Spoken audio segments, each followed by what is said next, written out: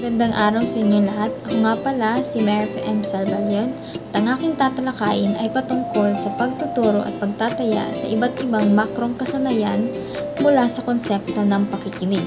Ano nga ba ang konsepto ng pakikinig?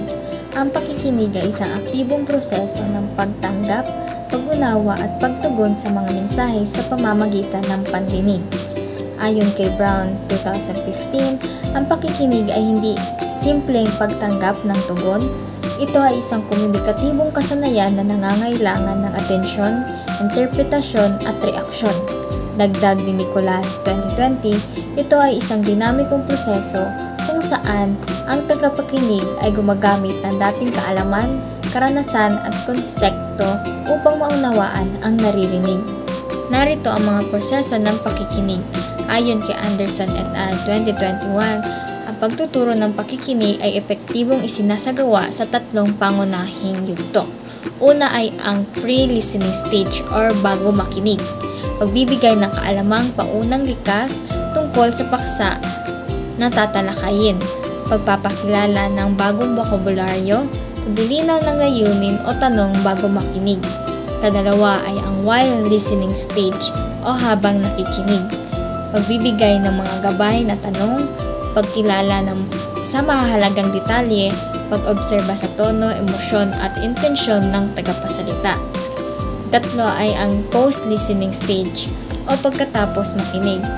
Pagbibigay ng buod ng napakinggan, pagpapahayag ng opinyon o reaksyon, pagtalakay o pag-uugnay sa nakaranasan. Sunod naman ay mahalagang salik sa pagtuturo ng pakikinig. Ayon kay Brown 2015, ang mga sumusunod ay salik na nakaaapekto sa matagumpay na pagtuturo ng pakikinig. Una ay ang layunin ng aralin. Dapat malinaw ang kompetensyang nais maabot, halimbawa pag-unawa at pagsusuri. Kadalawa ay kakayahan ng mag-aaral. Isaalang-alang ang edad, antas ng pagkatuto at wika. Katatlo ay ang konteksto ng komunikasyon, kultura at sitwasyong pinagmulan ng mensahe. Kaapat, materyales o audio input. Dapat makatotohanan, kawili-wili at angkop sa antas ng mga mag-aaral. Kalima ay ang gamit ng teknolohiya, podcast, audio clips o video materials upang gawing interaktibo ang pakikinig.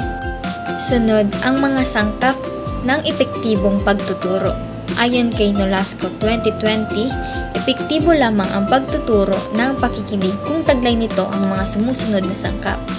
Una ay ang motibasyon, pagganyak sa mag-aaral upang makinig ng may layunin. Ikadalawa ay ang input o stimulus, audio o spoken material na pakikinggan.